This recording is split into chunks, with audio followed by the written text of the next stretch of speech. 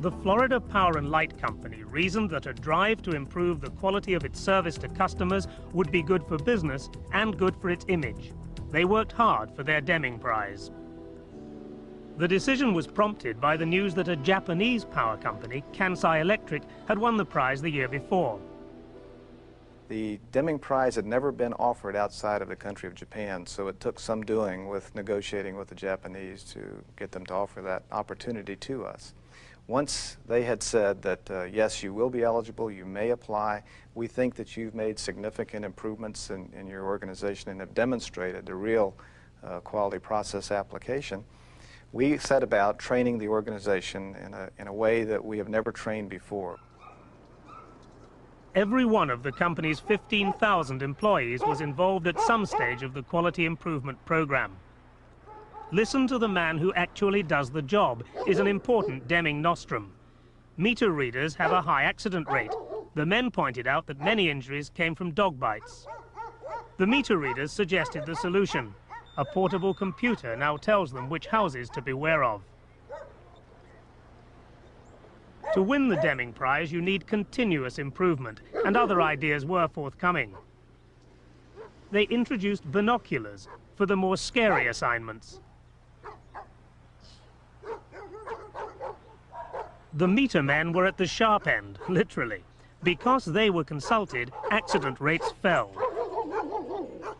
If you do not seek continuous improvement in all that you do, you really have not implemented a true quality process. Quality improvement means there is continuous improvement.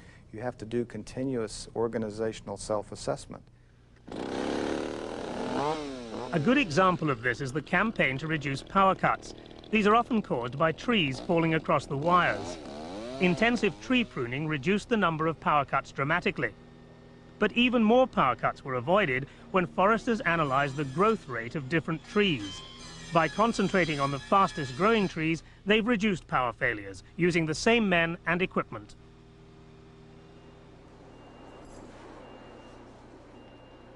Despite winning the Deming Prize, Florida Power and Light doesn't follow all the doctor's orders.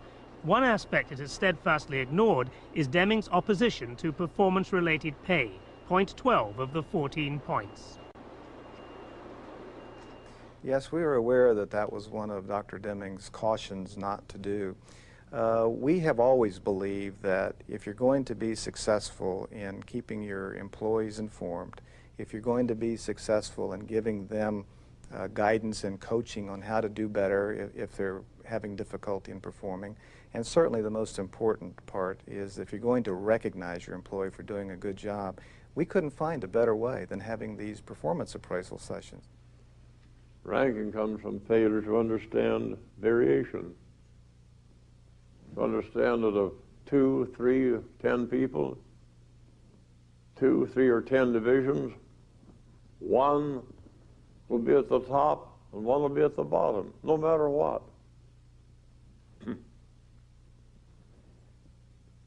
The question is, what do the differences mean? That requires knowledge.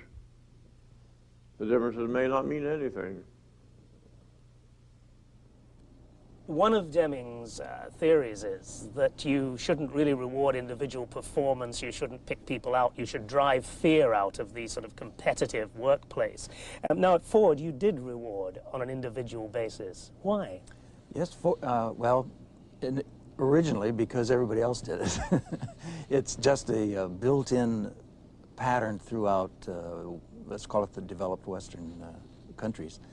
But I do think his point is one that should be given a lot of thought, and there should be consideration toward moving to reward systems that emphasize the results of the team rather than the individual. One more, step right up here. Only one more, 1, 2, 3, 4, 5, 6. Now what are we going to do with you? At his seminars, Dr. Deming illustrates his ideas on management with an elaborate charade called the red bead experiment. Don't get close to willing workers. Deming plays the crusty old manager of an imaginary factory. Which one of you is average? From the audience, he recruits 6 willing workers and 3 quality inspectors. He sets them to work. Material comes in a vessel.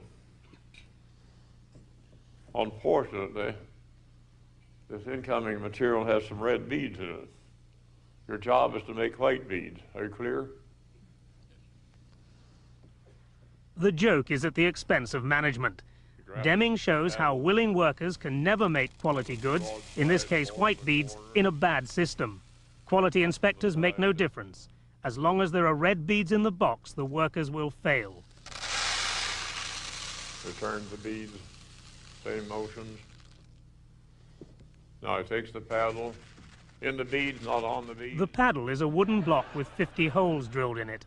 The trick is to fill all the holes with white beads only. Edward Inspector number 1.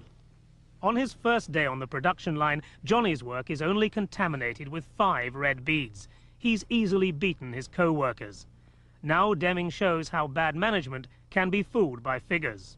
Johnny, our best worker, gets a merit increase in pay. No question about it. The absurd fallacy carries on to the second day of production.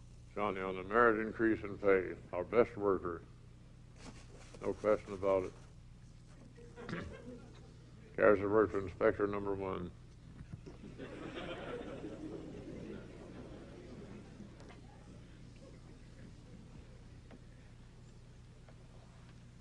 Nine, Smith. Oh. The raise went to his head. Got careless. This is what Deming means by understanding the causes of variation. Western management, he says, has failed to grasp cause and effect. The red bead experiment ridicules competition in the workplace. Incentive schemes like performance-related pay, fear schemes like short-term contracts are revealed as illogical, plain wrong.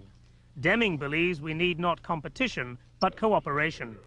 Isn't it competition that made this country great? No, it's cooperation. Competition is our ruination. We've been on the decline for decades. We're on the decline. The decline will continue till we learn. Whether we'll learn, I don't know. We make it almost like a national religion for competitiveness, but that's not how we make our gains. That's not, when we go see what is actually happening, there's teamwork and cooperation. You know, we won the West. Well, all the farmers got together and helped each other to build their houses. Or the agricultural service was teaching, everybody was cooperating and teaching everyone, and so on. I think for every example you can give me of competitiveness, I'll show you a dozen examples of cooperation and how that really worked. A short while ago, a room at the American Statistical Association in Washington was dedicated to Dr. W. Edward Deming. It's a collection of his writings and souvenirs, but it is incomplete. At 91, he has survived both his wife and his eldest daughter. There is still a job to be done, still continuous improvement to be pursued. He has a mission, but most importantly, I think that Dr. Deming is a living example of his own philosophy. He's continually trying to improve his philosophy of continual improvement. He is a lifelong learner. That's why his mind is still sharp. That's why he is still able to take this punishing schedule 6 days a week. I think he's a patriot in the old-fashioned good sense of the word. He sees in democratic institutions and in the dreams of our founders over 200 years ago that there was something very good and it ought not to disappear, and that we are destroying ourselves, and he doesn't want that to happen. I did not export to Japan American methods or practice. I took to them something new. Americans have still not learned it, nor the Western world. Nothing can stop them, not a thing. Some people have said you have to be in a crisis before you pay attention. The Japanese were in trouble. We're in worse trouble because we don't know it. The Japanese knew it. It was obvious.